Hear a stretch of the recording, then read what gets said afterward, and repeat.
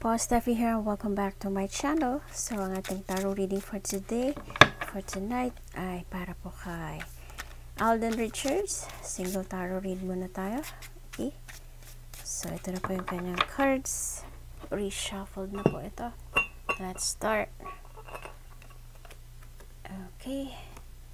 So, 8 of coins. Wow, amazing. 8 of coins, ito ang kanyang trabaho.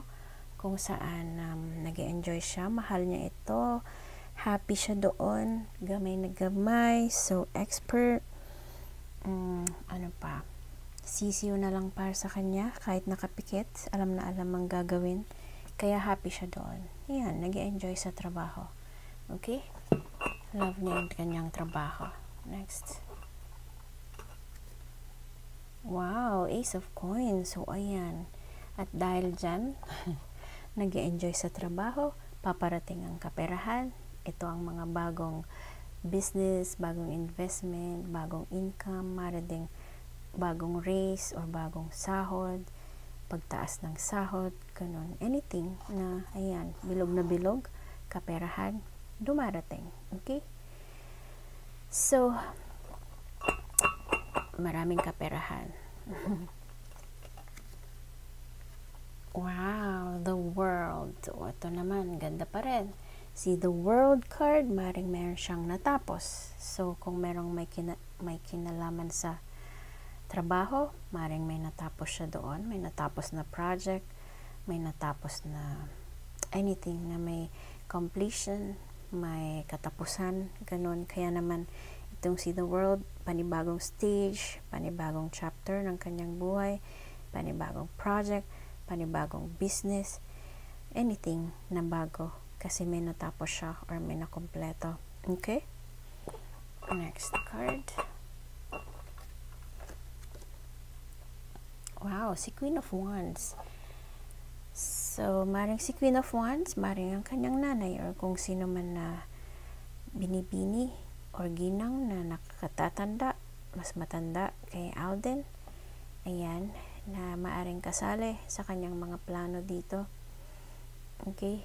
So, kung balak man niya mag-travel dyan, kasama niya si Queen of Wands. Otherwise, maaari ding si Queen of Wands ay ang kanyang binibini na tinatangay. Okay? Na merong katangiang very feisty, very confident, very creative. Okay? Ayan. Next. Maring yan din ang kanyang dream girl.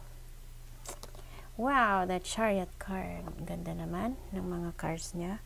O si Chariot card, yan ang mga maaksyon na kaganapan.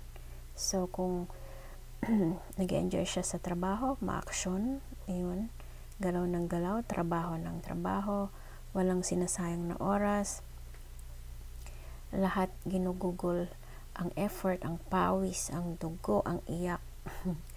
Okay? Para may makamit at may matapos. Gaya ng world card. Okay? Otherwise, maaaring si Chariot card, ang kanyang journey or ang kanyang biyahe or travel. Maraming travel. Ganun. Or maaaring nakabili na naman ng bagong sasakyan. O, diba? Amazing. Okay. Next. Next card. Wow, si Hierophant. Oh, si Hierophant, maring ang bagong contract, maring pumipirma siya ng bagong contract, o diba? Kaya ma-action dyan. Daming dumarating. At ito, maraming income, maraming kaperahan, nag-enjoy sa trabaho. Ito naman, bagong contract, o diba? So, kasabay ni World Card, ang bagong contract, bagong project, bagong business, o yan si Hierophant, or maaring consultation ito na nagaganap, maaring meron siyang nilalapitan na mataas na tao, maaring pari, maaring ding politician, okay, na maaring makatulong sa kung ano man na kanyang nais gawin. Okay, otherwise, maaring din siyang kasal, maaring nagpaplano ng kasal, or merong ikakasal siguro sa family. Okay? Or, maring isa ito sa kanyang mga wish sa buhay. Ang ikasal.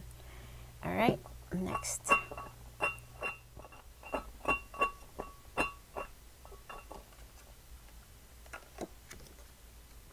The Magician. Oh, ganda naman talaga ng cards. O, ayan, si The Magician. Ma-action na nga dyan. Ano pa? May kaperahan. O, ito si Magician.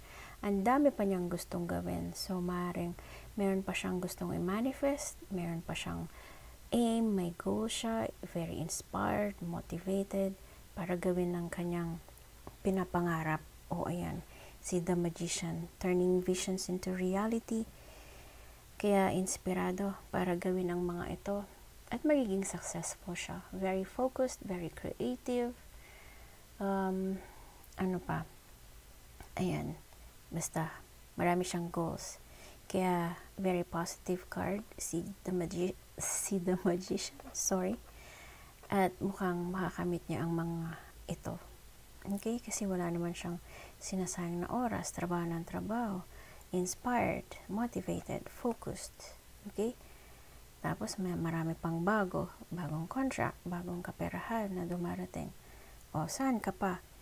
So, lahat ng kailangan niya, nandyan na. Sorry. So, as The Magician, lahat ng resources na kailangan niya sa paligid, nandyan. Very available. Kaya, madaling marating niya yung kanyang pinapangarap, yung kanyang aim, yung kanyang goal. Okay? Next card. Ganda naman. Okay, si Four of Swords. O, ayan. So, kung trabaho ng trabaho dyan, maraming kaganapan, maraming ganap sa buhay, maraming ginagawa. Kailangan din yan ng relaxation, ng rest, ng rejuvenation, ng solitude, or kailangan lang mapag-isa para makapagpahinga. Okay? Or maring dahil sa pagod, ayan, maring nagkasakit, at maaring nagre-recover. Ngayon, okay? Kailangan niya ng recovery. Otherwise, nagre-relax lang or nagpapahinga. Or, kailangan lang niyang tumahimik muna or maging silent para peaceful. O, diba? Tahimik lang. Alright. So, last card para kay Alden Richards. Last card na po. Wow, Temperance. O, diba? Ayan naman. Ang ganda. Na-balance naman lahat. So, si Temperance, ang balance, ang harmony, tamang timpla, ano pa, equilibrium. Ayun. So, nasa gitna, medya-medya. Okay? So, meron siya niyan, which is very fine. Very good, very excellent. Kasi kung may temperance ka, ayan, merong balance sa katawan.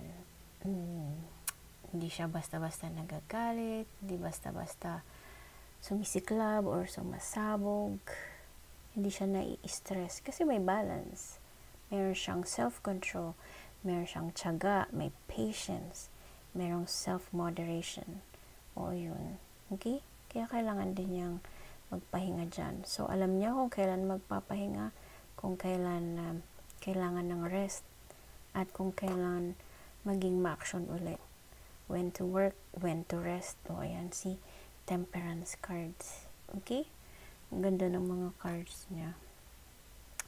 So, ang first card, ang sub-sub sa trabaho, pero nag-enjoy, happy siya doon.